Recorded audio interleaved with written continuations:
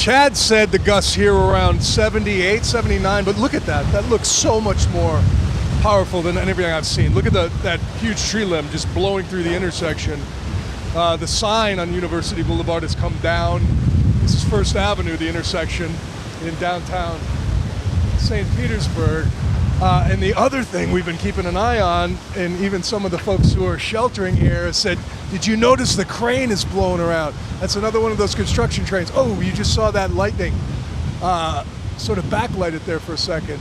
This thing has moved almost 180 degrees from where it was pointed when the storm began. This fence came down earlier right here behind me here, and now it seems to be breaking apart. Just before we came back on with you, it actually lifted up in the air and it seems to be breaking apart. So we're keeping an eye on that. Anderson, I should tell you, we're just about 20 minutes or so from Siesta Key, where the storm actually came across and made landfall, just near there.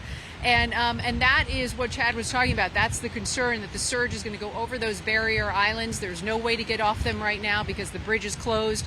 And once that happens, that water will then come into the Sarasota Bay, and we're only about a half mile from the bay right now. Kind of what you're looking at here is a confluence of forces.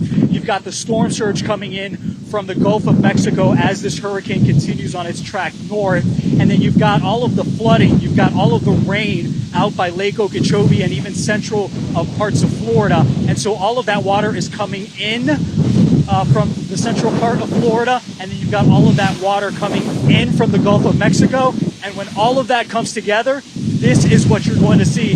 This is how it's going to be for the next several hours, and we haven't even figured in a high tide yet. That's going to happen around 12 or 1 o'clock in the morning. So when all those three things happen, it's going to be a pretty ugly situation for the folks that live here in Fort Myers.